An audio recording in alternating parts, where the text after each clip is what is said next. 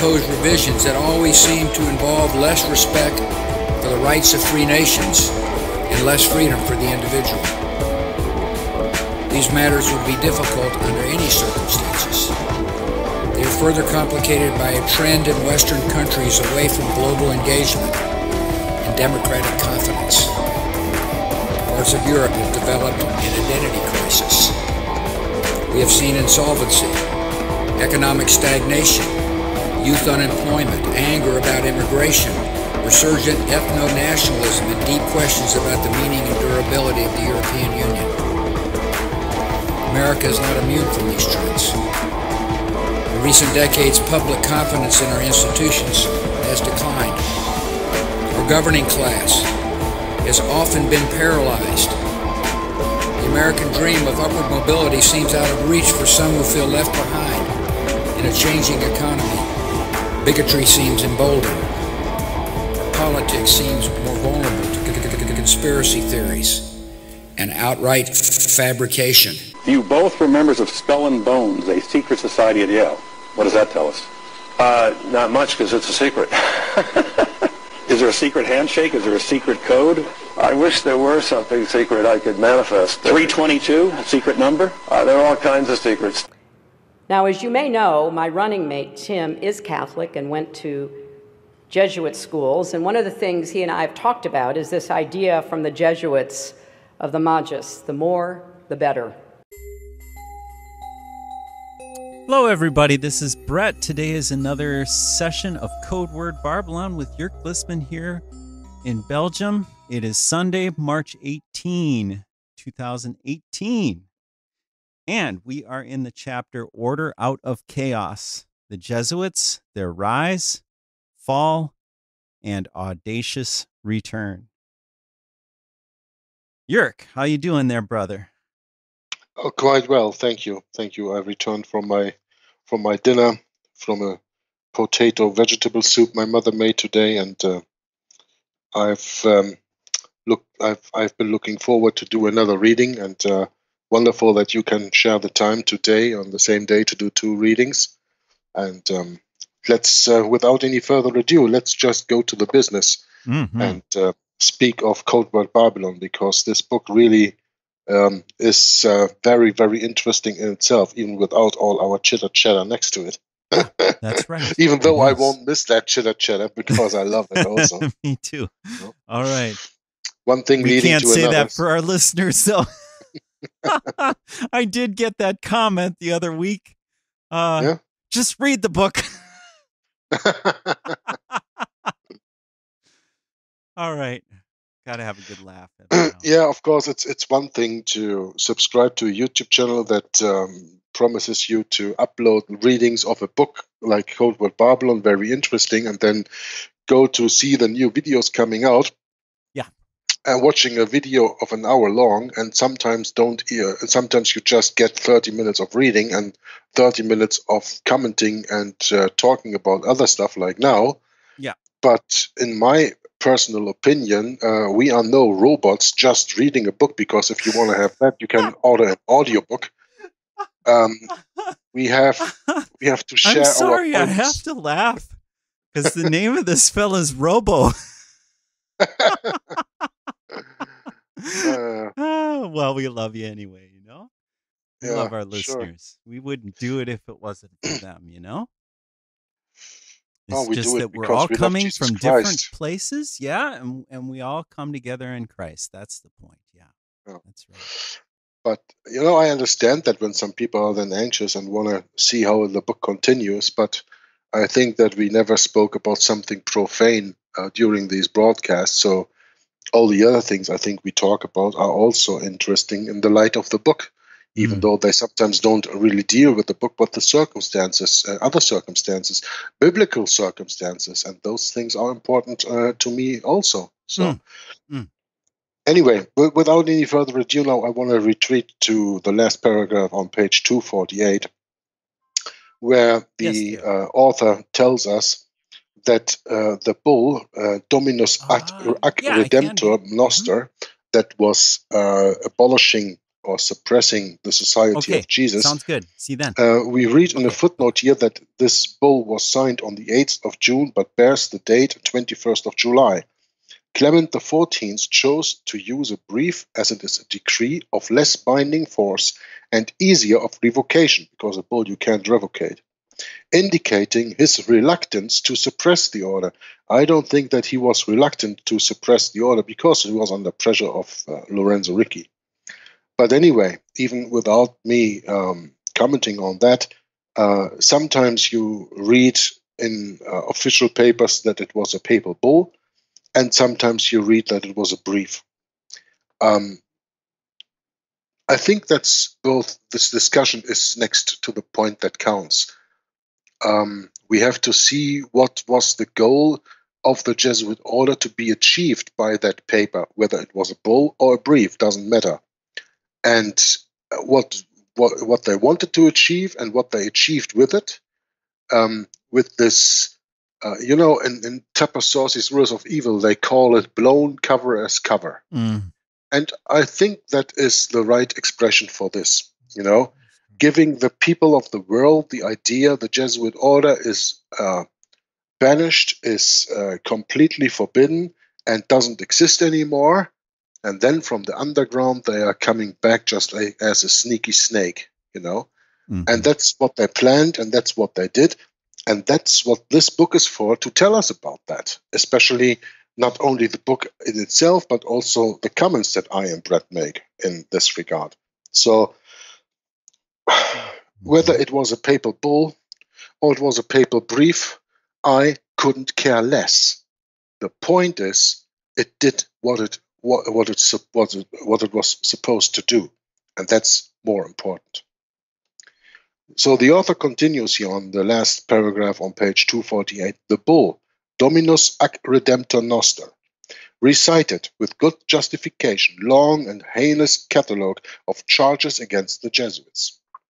Amongst other things, it charged them with instigating various insurrections and rebellions, plottings, undermining corporations of every sort in Europe, Asia, and in America, and labeled them the quote-unquote bane of all nations. It further accused them of, quote, tumults, disturbances, violence, and disturbing the peace of the Church and the nations. The Pope, enumerating their faults, said that these faults were so great as to outweigh their services, unquote. In other words, the Jesuits did more harm than they did good. Yeah, of course they did more harm than they did good, because they are a military order listening to the orders of Satan himself. That does not come any good out of them anyway. Even the things that appear good only appear good, but aren't good. In consequence, the author continues, the Jesuits were utterly dispossessed of every office, service, and administration, and also had their houses, schools, hospitals, estates confiscated. The bull Dominus ac Redemptor Noster withdrew all their statutes, usages, decrees, customs, and ordinances, and pronounced, quote, all the power of the general, provincial, visitors, and every other head of the same order, whether spiritual or secular, to be forever annulled and suppressed, unquote. No matter in what province, state, or kingdom they might be found. The bull concluded with these memorable words, quote, for the sake of peace, and because the society can no longer attain the aims for which it was founded, and on secret grounds which we enclose in our heart, we suppress the said society.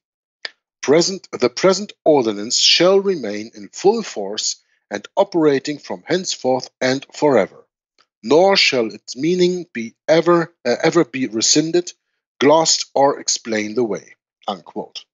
It ended, quote, in the interests of peace and religion, unquote. The fall of the Society of Jesus could hardly have been more sensational. The Jesuits were unceremoniously suppressed. Or, so it seemed at least. Mm-hmm. The secret grounds alluded to by Pope Clement XIV are still to be disclosed. But perhaps there's a hint from the Pope when he said, "Sometimes we must cut down the mast to save the ship." For the sake of peace, and no doubt the General Lorenzo Ricci knew that in some circumstances to retreat is better than defeat. Could it be that Pope Clement XIV and General Ricci realized that the tide of opinion in Europe was against them? And so to save the ship, meaning the Roman Catholic Church, the general was made to sacrifice some of his best soldiers and even his Pope for ad majorem Dei gloriam, the greater glory of God, of course. And once the ship had arrived safely to harbor and the storm had blown over, the mast was rebuilt and the ship was sent ahoy. As the Catholic Encyclopedia admits, Pope Clement XIV, Ganganelli with his secular name, showed an appearance of a hostile attitude towards the Jesuits. Intrigue upon intrigue. You know, something the author doesn't mention here, but which really opens your eyes when you get the understanding, is what Tapasauci wrote on this part in Rulers of Evil. He mentioned, we have the suppression of the Jesuits in 1773. In 1772, a French monk with the name Abiot published a book called The Art of War by Sun Tzu, with the admission of the general of the Society of Jesus, who was Lorenzo Ricci at that time. So, why am I saying that? Well, you can get the book Sun Tzu's Art of War. You can get that book and read it for yourself, or you can read it in Rulers of Evil, the excerpts that he puts in there. And then you understand the strategy. And the Jesuits are no short of the strategy of Sun Tzu. By the way, in my humble opinion, that book that Amiot wrote was written for and by the general of the Society of Jesus, even himself. And there was never a Sun Tzu, but those are Jesuitical tactics guised in a Chinese story, as they put it in that book. That's what happened, if you ask me. But don't ask me. Do your own research in this regard and see what conclusion you come to when you have all the facts lined up as a string of pearls. Nevertheless, the author continues, under the terms of the Clement's suppression, the Jesuit general Lorenzo Ricci was made a prisoner, as demanded by the Bourbon rulers of France and their other European allies. It was they who forced Clement XIV to agree to the suppression of the Jesuits. But these rulers soon had cause to regret their daring to meddle with the Society of Jesus. Even the Jesuit propagandist, Reverend James McCaffrey from the Society of Jesus himself, all but admits that it was the Jesuits who fomented the volatile and unruly elements which later erupted into the revolutions that swept away the monarchies of France and those nations that had called for the suppression. In a few years, wrote McCaffrey, the revolution was in full swing. The thrones of France, Spain, Portugal, and Naples were overturned, and those members of the royal families who escaped the scaffold or the dungeon were themselves driven to seek refuge in foreign lands, as the Jesuits had been driven in the days of Clement XIV. Antichrist Pope Clement XIV, as we shall see, did not fare much better, not long after Clement fell fatally ill. The record states that at the time of the brief, or bull, and this is the author putting between brackets himself, the Pope was in the most robust health, and his vigorous constitution and temperate habits promised a long life. But no sooner had he signed the decree against the Jesuits did rumors begin to be whispered in Italy that the pontiff would soon die, to be ushered into the realm of the saints by a precisely measured close of something akin to hemlock. The rumors and fears soon proved true. Not too long after, it is alleged, he was served with the dreaded aketa, which poison does not once prove fatal, but according to the administered dose, it may be cruelly predicted how long it would take before its victim dies. In April of the following year, the Pope began to decline in health without any apparent cause. His illness increased. No medicine was of any avail. Clement, who up to then had enjoyed the most robust health, showed symptoms of a strange and unknown disease that completely baffled the court physicians. Up to this time, even the Jesuit Giorgio, that's a name then. Up to this time, even the Jesuit Giorgiel tells us that the Pope's strong constitution seemed to promise a long career. Valéry Piri gives more details. Quote, he gradually lost his voice, while his tongue and throat became so inflamed that he was driven to keep his mouth perpetually agasp in an attempt to obtain, through the freshness of the air, some relief from his sufferings. The pontiff, who had been strong and untiring, became as weak as an infant. His limbs betrayed him, and he could scarcely drag himself from chair to couch. Alternately, he would be a prey to insomnia or fall into a stupor from which he could not be roused. Unquote. The Pope, realizing his doomed condition, cried out on his deathbed, "Alas! I knew they would poison me, but I did not expect to die in so slow and cruel a manner." The Pope suffered in his illness. He lingered. His agony lasted months. Several days before his death, writes Galeazzo Caraccioli and others, quote, his bones were exfoliated and withered like a tree which, attacked at its roots, withers away and throws off its bark. Unquote. In the end, Clement XIV would survive his attempted destruction of the Jesuits by just 14 months. After lingering in agony for several months, he died on September 22nd, 1774. One source gives the date as September 28th. The scientific men who were called in to embalm his body found the features livid, the lips black, the abdomen inflated, the limbs emaciated and covered with violet spots. The size of the head was diminished, and all the muscles were shrunk up, and the spine was decomposed. They filled the body with perfumed and aromatic substances, but nothing could dispel the mephitic coluvia. Rumors abounded that Clement XIV had been poisoned by the Jesuits. Well, we know that the Jesuits are masters of poison, and I don't know where I read that anymore, but there was a writing on the wall, Seda secante September vivita, something like that. SSV, I think the initials were. And the meaning of that is, in September, the papal seat will be empty. And this writing appeared months before the death of Clement XIV. So, of course it was all planned, because he died in September 22nd or September 28th. And this, I don't remember the last word anymore, but this September sedis vacantis.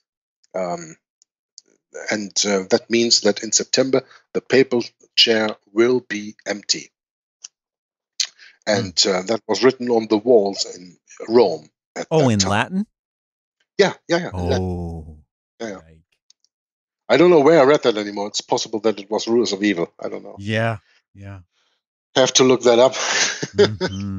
When I read a book, I don't have a photographic memory. I don't keep everything in my head. But no, neither do I. No. I know that this was in regard with the death of Clement XIV.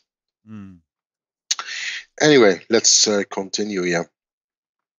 It will be lawful for an ecclesiastic or one of the religious order, e.g. the Jesuits, to kill a calumniator who threatens to spread atrocious accusations against himself or his religion. This is the quote given, and it is a rule given by Jesuit Francis Amicus. Antichrist Pope Clement XIV was in their eyes such a calumniator. Indeed, as we have read, the Jesuit oath states, quote, I will secretly use the poisoned cup, the strangulation cord, the steel of the poniard, or the leaden bullet, regardless of the honor, rank, dignity, or authority of the person or persons. Unquote. That would include popicide instead of genocide, meaning killing a pope. Several historians have opined that the poison given to Pope Clement XIV was administered by one of his regular guests or a servant, and it is a fact that every week the Pope met with his Jesuit confessor.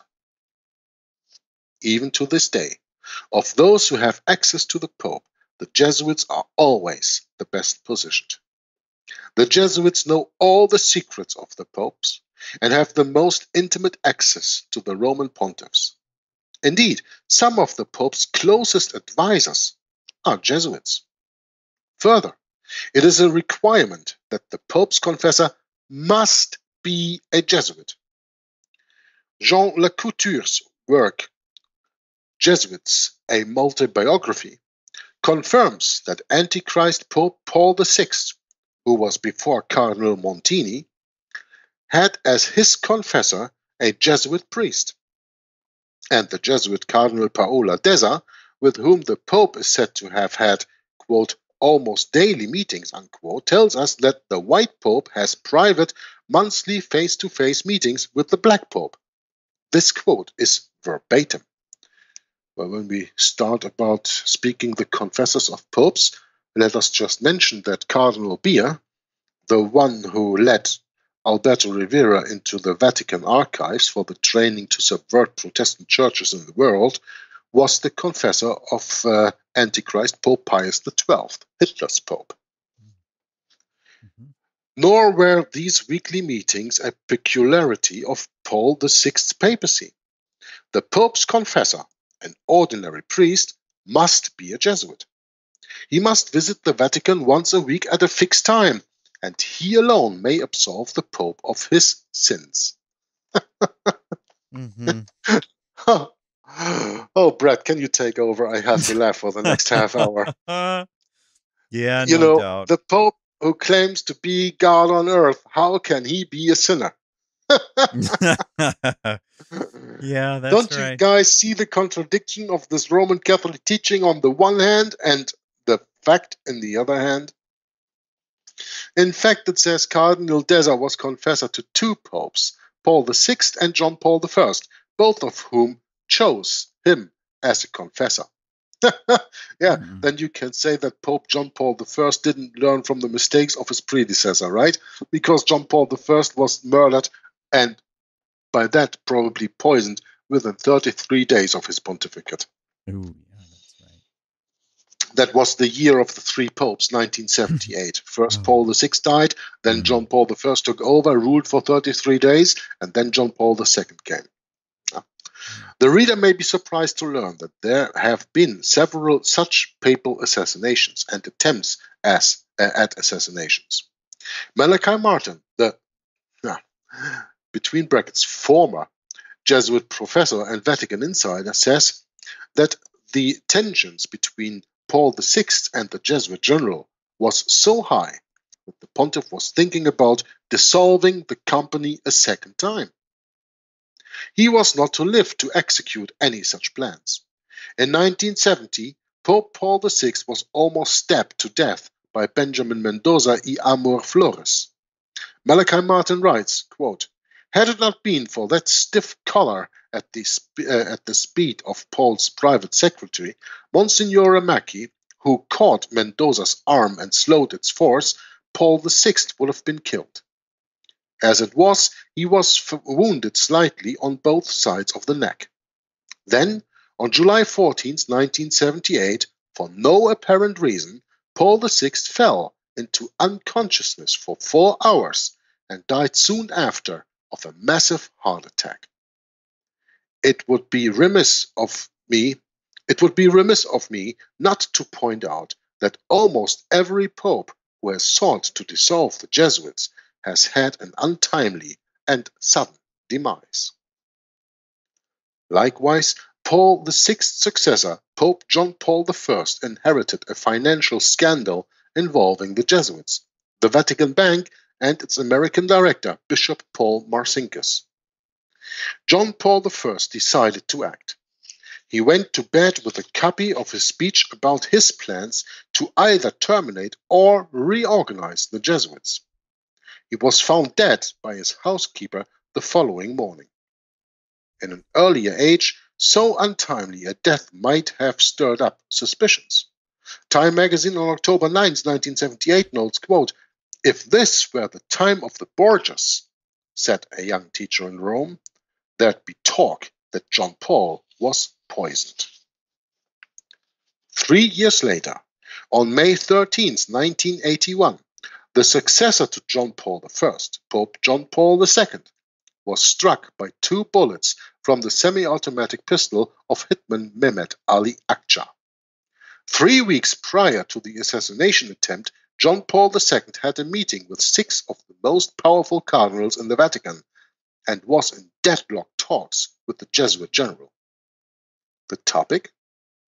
The forced resignation of the Jesuit general Pedro Arrupe.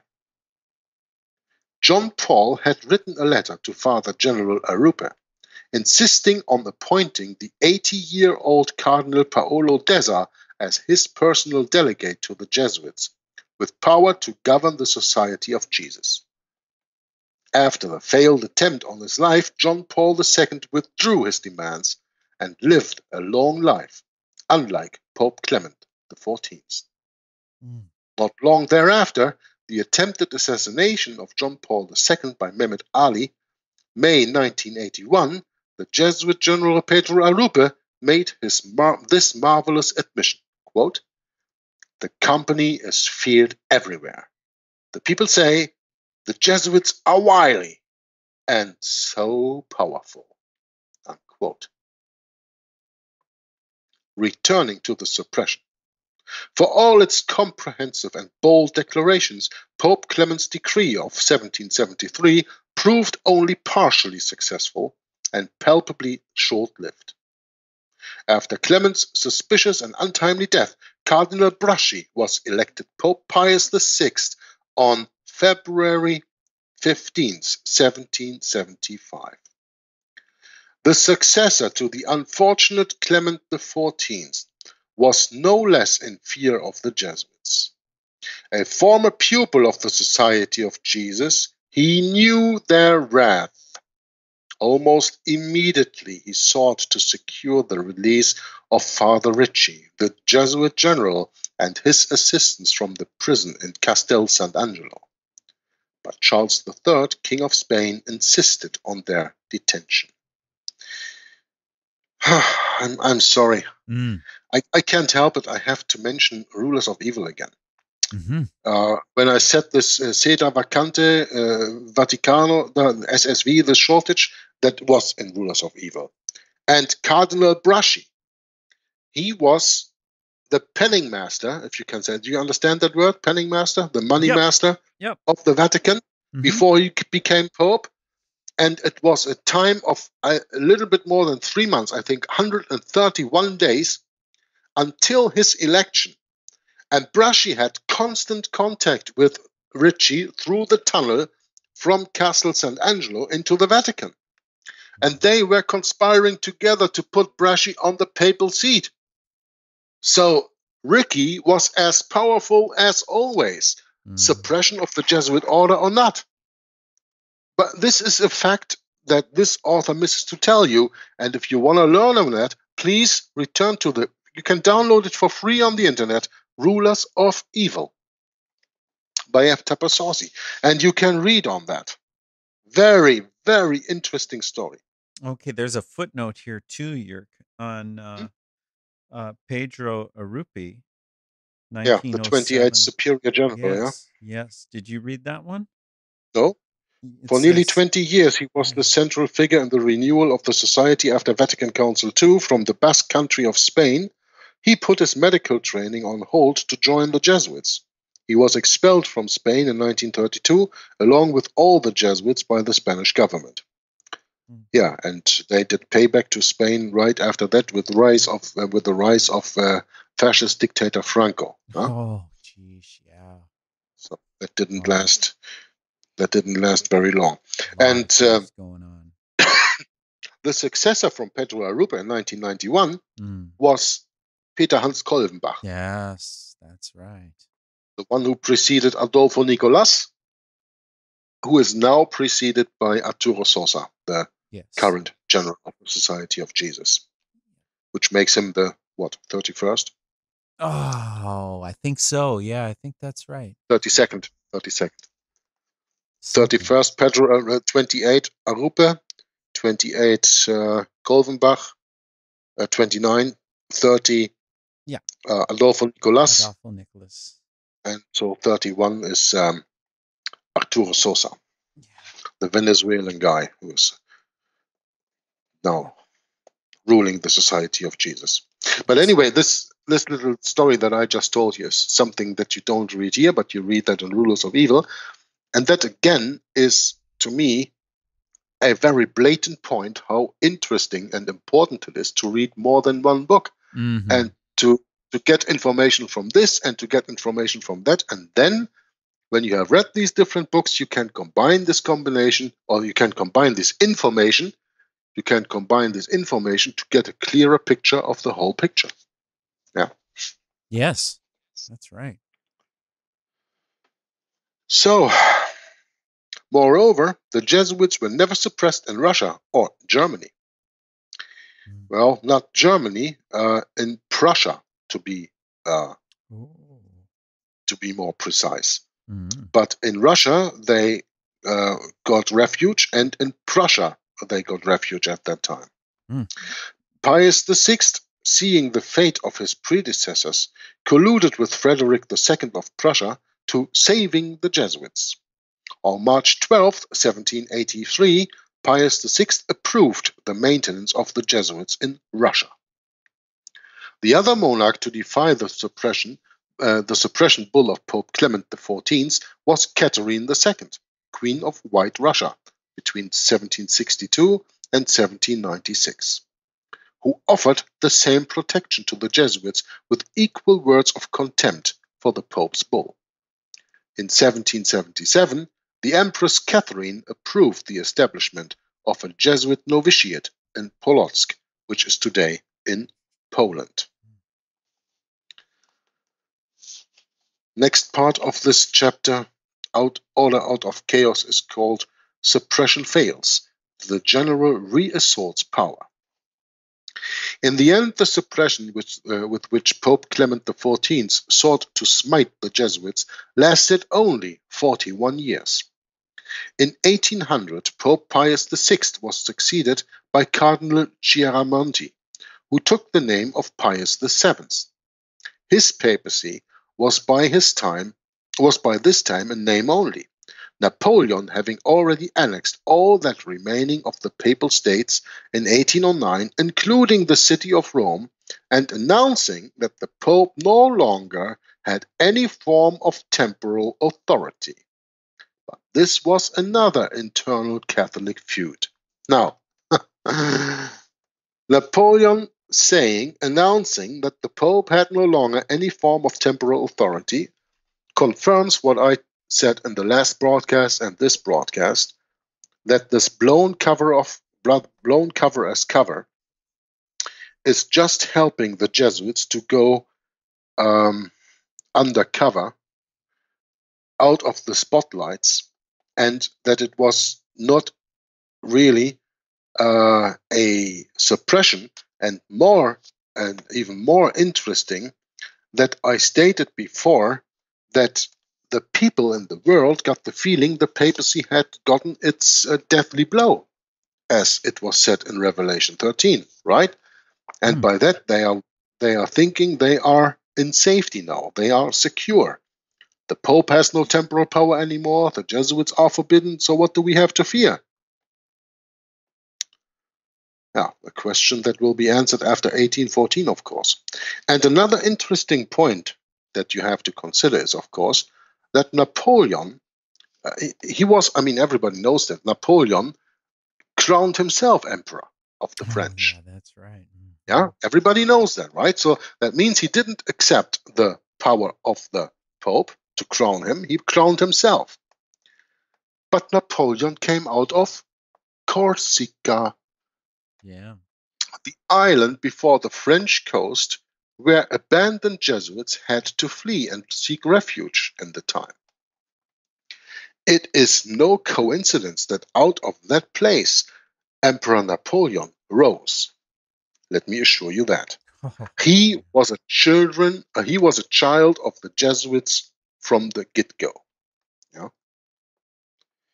On March 7th, 1801, by his decree, Catholic Fidei, Pope Pius VII re-established the Jesuits on Russian soil, from where they were to regroup to launch a counteroffensive on their Protestant enemies in France, the French Revolution. Completely reversing the misfortunes of the Jesuits at the hand of Clement XIV, Pius VII, by another bull, Sollicitude Omnium Ecclesiarum, engineered the grand Jesuit return. Say, Yerk, can I interrupt for a sec? Sure. I got a call from my neighbor. Would it be okay to take a break for a little bit and come back? Yeah, sure. That'd be great. If I'm sorry to interrupt right now, but I think right now might be okay. Take a little break and we'll just get right back into this because maybe we can start at the top of we can just start at the suppression fails. That little paragraph we start this again. Is getting really interesting. I just don't want to. I don't want to run off to help my neighbor here and not interrupt you to tell you that that's what I'm doing. So I don't know what I'm going to run into over there, you know. That's okay. That's okay. I'm going to cut the audio here as soon as it's done and cool. Send it to you, and then I'm going to pick up where we left off before you're perfect telling me. And I'll just get you. I'll mail you right back as soon as I get it back in the door here. But I would imagine it would take no more than 15 minutes. Okay. So. Good. Yeah, we're just moving a television set. That's all. Yeah. Yeah, my neighbor, he's so attached to his television set, and it just died on him this morning, and he wanted some help. And I helped his brother move it in there. A thing weighs over 100 pounds. It's a monster. Okay, so, just go. Okay, cool. Be right back. See you then. Yeah. Thanks, here. Yeah, bye.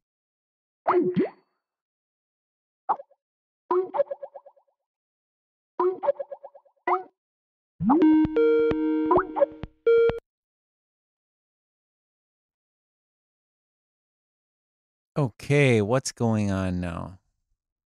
Wow.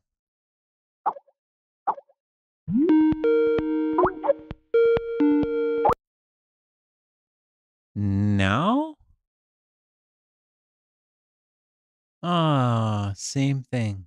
There we go. Maybe? I heard you. Good. All right. There we are, Yerk. Okay. Yeah, there we are. Very well. Okay, let's just cut this from here. Did you save the audio I sent you? Yeah, I got it. Yep. Sure do. Okay. Thank you. I cut that down, so that is how you can use it. It's from your intro to the place when I started reading on March 7th, 1801, and then you asked for an interruption. Perfect. So yes, that's right. Okay. That's perfectly cut. So I only hope that my soundpad editor will not forsake me, because it says that this trial version has run out, and I wanted to paste the thing, and I didn't see where I could do that. I couldn't do that on Oh, on don't page worry. 5 I and can do stuff. that So. easy in the software I got. No problem. No problem. What do you mean? With editing? Yeah. Editing the audio? Yeah, the point is, no, I need to do that myself. I do a lot of audios. I need to edit my own audio spread. Ah, yeah, right. That's not the problem. The point is, I have the program. I paid for the program. Oh. I just need them to show me a site where I can go and where they say, "Do you already have a code?" And I can put in my code and then normalize this program. No, yeah. The point is, the audio that I send you, my voice is really, really low. I see. Can you push that up? Because if I push it up, it also pushes up your voice. That's I know. No. I have software here that does that. So no. You don't even need to worry. But still, it's good to have yours just as a backup. So. Mm-hmm. Oh yeah, it's cut to exactly what you need, huh? Yeah. Yep. It's always good to have that, and then I have that for my record, and then if I run into any issues with what I'm doing here with leveling those out, then I have that as a backup. So no, I think that it should work just fine the way we're doing it. And you know what I could do actually is take the recording I have and the recording you have, and I can actually meld the two and make the best out of both. So, I mean, there's a lot of options I have with both our recordings. See what I'm saying? Yeah, the point is, I start reading now on this last paragraph on page 255 because that's where I left off. Yep, that's right. So we don't need an introduction. We don't need to cut anything. Nope. And later I can take this recording, put it at the end of this other one, and then send you the complete recording. Then you only have to adjust my voice level. Oh, cool. Perfect. All right, that's what I'm saying. Got it. Okay? Yes. Okay, let's see. 3 minutes and 20 seconds in. Let's start at 3 minutes 30. That's easy to remember. Okay.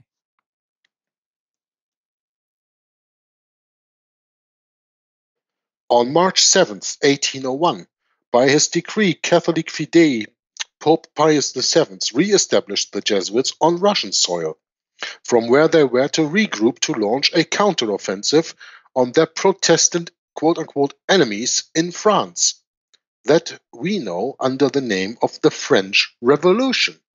That was payback, completely reversing the misfortunes of the Jesuits at the hand of Clement XIV. Pope Pius VII, by another bull, Solicitude Omnium Ecclesiarum, engineered the grand Jesuit return. On August 7th, 1814, the Pope left the Quirinal Palace with much pomp for the short procession to number 45, Piazza del Gesù, the seat of the Jesuit general in Rome. There he read the bull which, after 41 years, restored the Society of Jesus to all its former rights and privileges. And by the way, who is not aware of that, when the Pope left the Quirinal Palace, Quirinal is one of the 7 hills of Rome. Wow. In yet another twist to this story, we are told that on the occasion just mentioned, Pius VII, frightened out of his wits, gave the following apology for the brief or bull of Clement XIV by delivering the most servile piece of flattery to a Jesuit general in his palace, the Gesù. Quote, "We would believe ourselves guilty before God of great error, in that we neglected the help granted us by God's special providence. We therefore decree to take into our trusteeship our immediate obedience all the members of this order, the Jesuits." Unquote.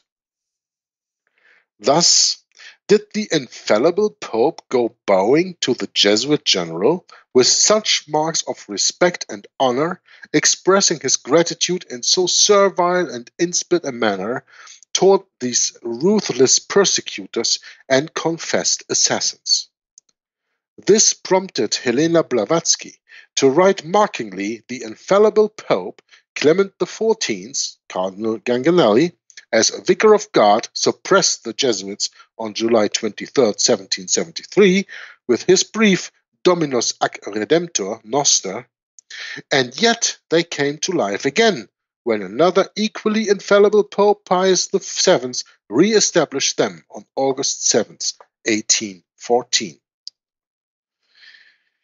And so it was that Antichrist Pope Pius VII reopened at high tide the sluice gates with the French, Spanish, and Portuguese rulers tried to shut, which the French, Spanish,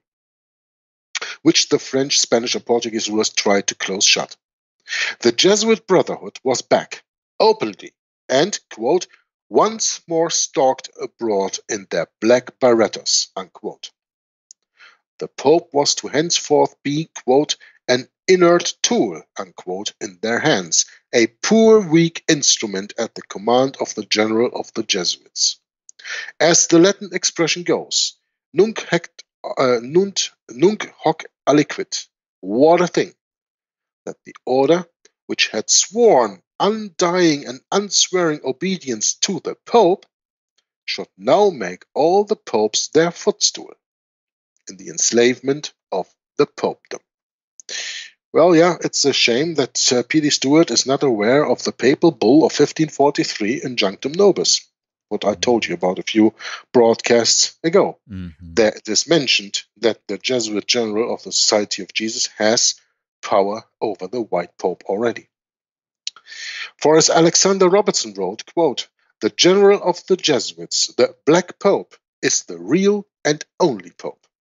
The one who bears the title is but a figurehead.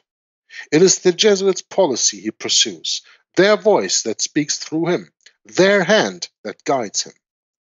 When illustrating this fact to me, Count Campello, who was a great friend to the late Pope Pio IX, Pius IX, drew a circle and said, quote, within that circle he, the Pope, is free.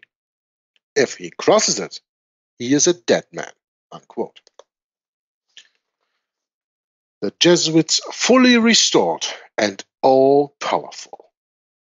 However, the restoration of the Jesuits was not yet complete. The successor to Antichrist Pius VII, Cardinal de la Genga, which is Pope Leo XII, declared on January 6, 1829, that the Society of Jesus would be canonically restored in England. Thus, Leo XII reinstated the Jesuits to the highest pinnacle of their treacherous and fearful glory. The last stronghold in Europe was now once again their home, Protestant England. 1829. Do you think that is a coincidence that we are speaking of the same year that in England the Emancipation Act was installed, giving equal rights back to the Roman Catholic Church? And that from 1830 on, we speak of the Oxford movement. And if I'm not mistaken, in one of the footnotes a few pages ago, I think we read about somebody who wrote a book that was called Some Secrets of the Oxford Movement. I would like to get my hand on that book, I can tell you. Oh, The Secret History of the Oxford Movement? Yeah. Yeah, I got that book right here. Really? I do, really. Oh, yeah. Wonderful. I guess that is quite interesting. I picked that up right away because I remember, when Tom Fress did the reading of Roman Civil Liberty. Yeah, Roman Civil Liberty. I thought, man, this would be a really good book because I think he even mentioned, James Aiken Wiley mentions that book. That's possible, yeah. I think that might be the case. Might be wrong, but I forget where that came up, but I thought that would be a great book. So I sent a copy to Tom Fress too. So he's got a copy too. So yeah, maybe I should send that over next time. Well, I don't know if you're going to send me one. No problem with that book. That would be interesting. Yeah. Cool. Because we read here that was in 1829. That is the year of the Emancipation Act in England. And in that year, Antichrist Leo XII reinstated the Jesuits to the highest pinnacle of their treacherous and fearful glory. The last stronghold in Europe was now, once again, their home. The last Protestant stronghold, let's say, that fell at that time. That was the United Kingdom. That was England. Good point. Yeah, the 19th century, the 19th century, without doubt, ended on a high for the Society of Jesus. As always, in the end, the Jesuits carried the day. As Professor Sarpi quipped, even when a Jesuit plays the losing game, he always rises from the table a winner. That century saw the dry bones come together, and the great secret society rose from the dead, like the phoenix, to take its seat at the right hand of, quote-unquote, His Holiness in the, quote, kingdom of the Pope on earth, unquote, the Universal Catholic Church. Blavatsky commented on this resurrection, quote, the order of the Jesuits is now all-powerful in Rome. They have been reinstalled in the Congregation of Extraordinary Ecclesiastical Affairs, in the Department of the Secretary of State, and in the Ministry of Foreign Affairs.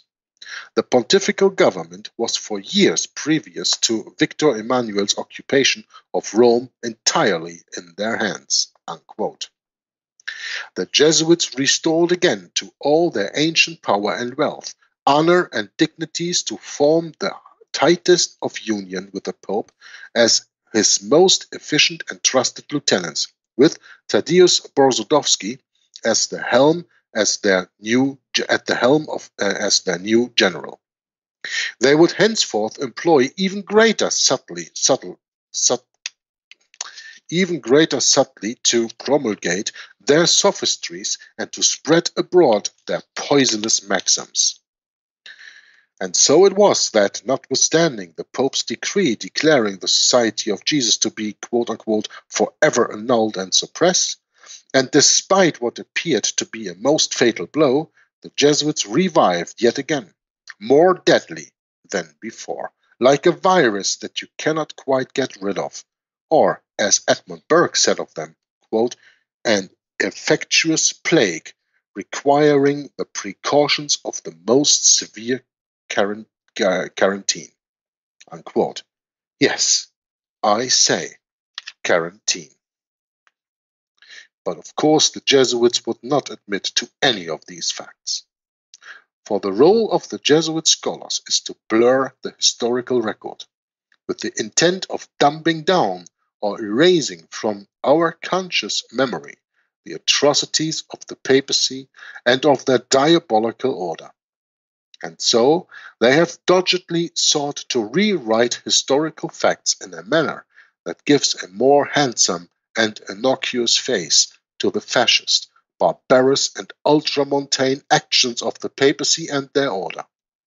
This is the raison d'être, the reason of being, of the Jesuit historians. That is all they stand for.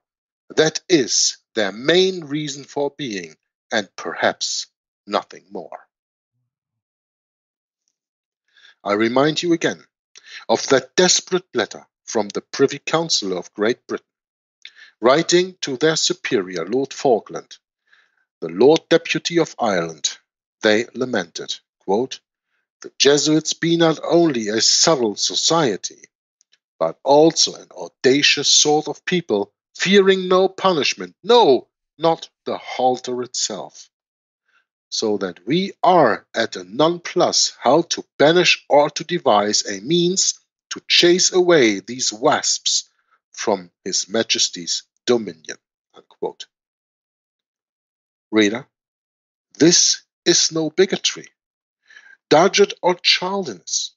Indeed, it was the third Jesuit general, Francis Borgia, who once said of his men, quote, we came in like lambs and will rule like wolves. We shall be expelled like dogs and return like eagles. Dr. Giustiniani, an ex-priest who lived in Rome, hardly overstated the case against the Jesuits when he said, quote, "If we consult history and experience, we find that another so infamous a class of men never lived." Unquote. This, I assure my reader, is no exaggeration on his part. History shows that if you offer a Jesuit a ride, sooner or later he will throw you out of your own wagon. Oh, that's harsh. No, the problem is that that's true. Yeah, I know. It is. It's really true. So it's not that harsh. It is true. And many people just, when they close their eyes and they say, when I don't see you, you are not there. That's their politics when they deal with things like this, Brett. Yeah, you're right. That's politics in a nutshell, Yerk. You got it. Yeah. It's, when you're not paying attention, the politics really transform themselves into, political means for a Jesuitical end, I guess we could say, in the one regard. But when you have Protestantism, then you shouldn't meddle with politics, period, I think. No. If you really think about the Bible, we're not supposed to be unequally yoked with unbelievers. About politics, Brett, I have to tell you something. Please. There's a German former Prime Minister of Bavaria, Hans Seehofer. I think it was Seehofer, his name, who made a comment a few days ago.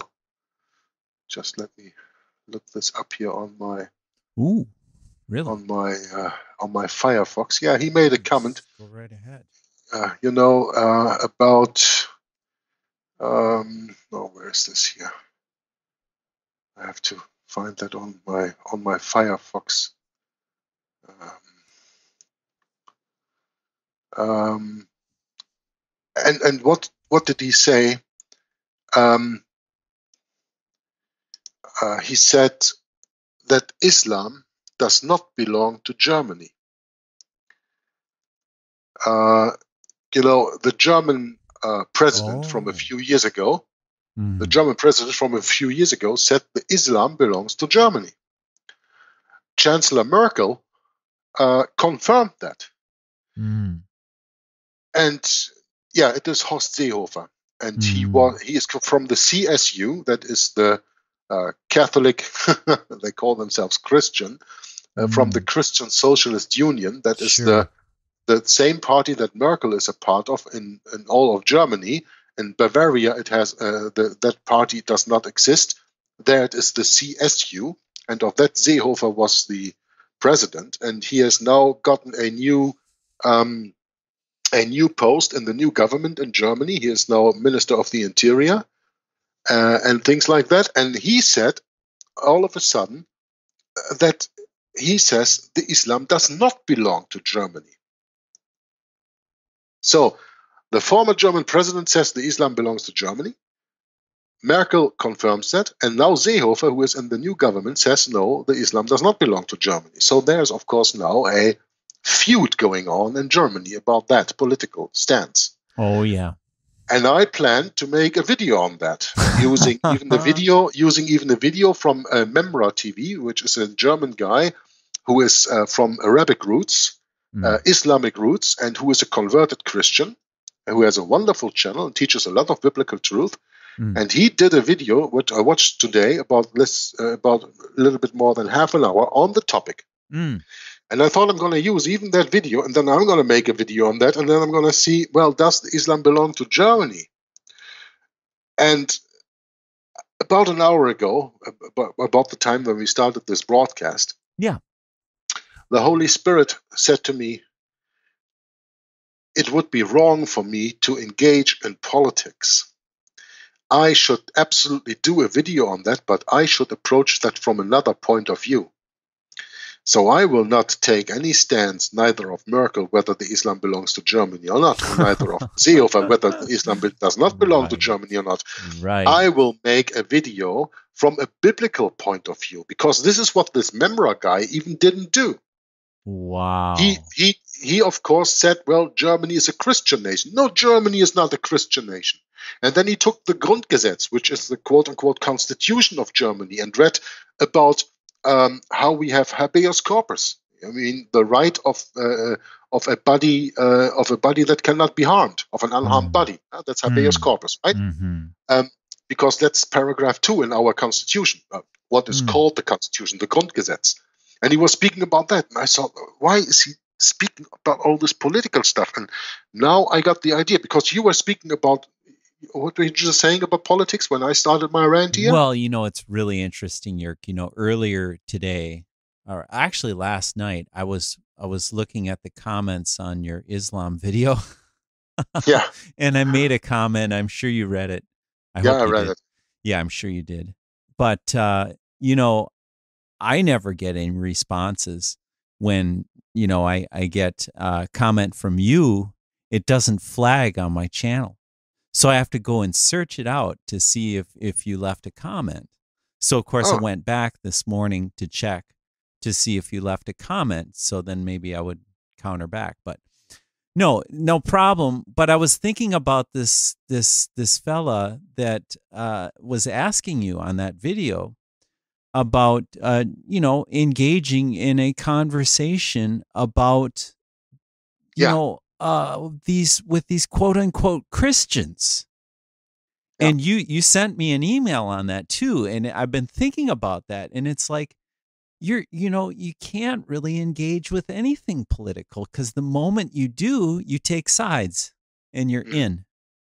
That's right. And the devil's got you. Yeah.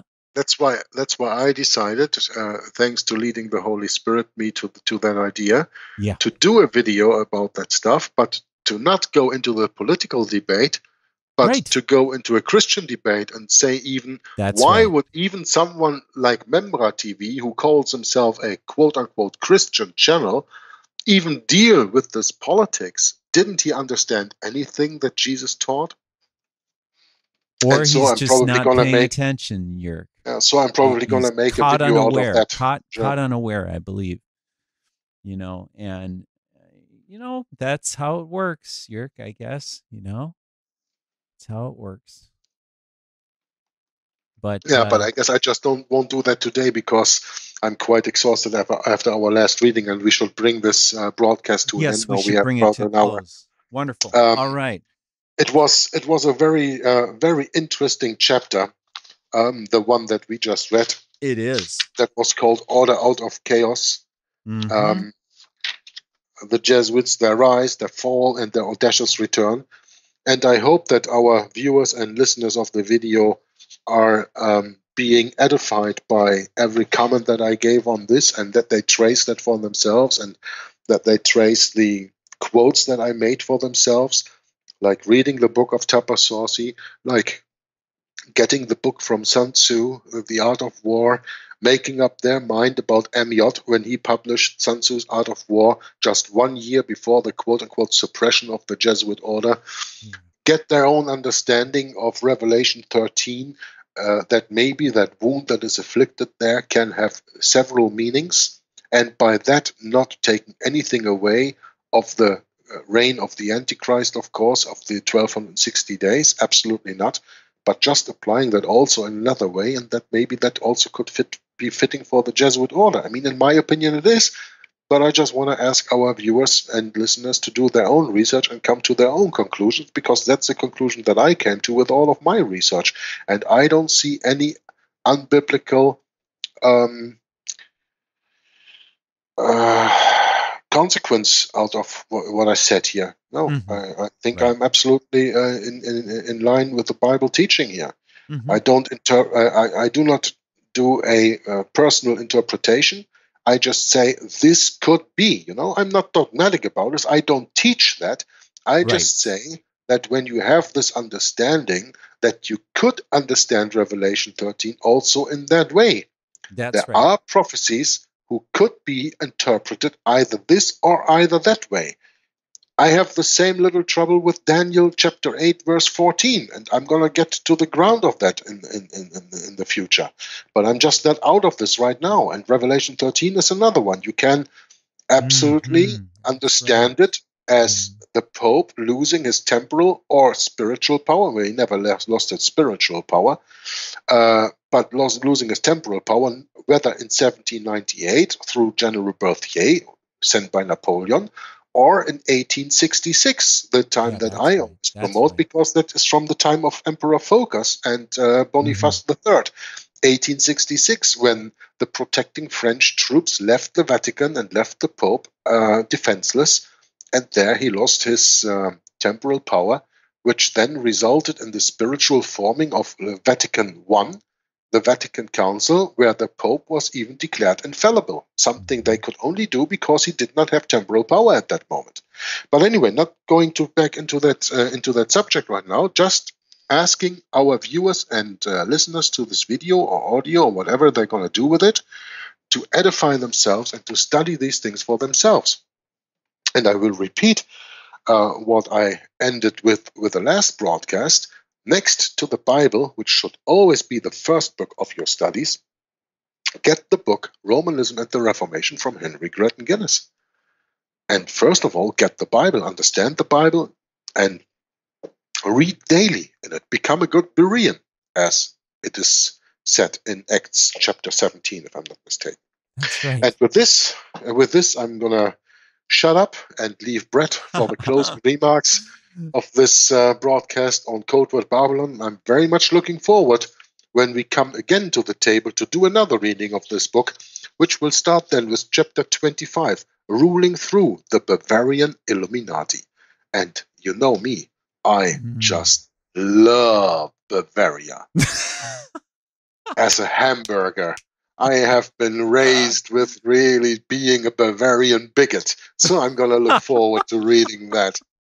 Until next time, all right, God bless you.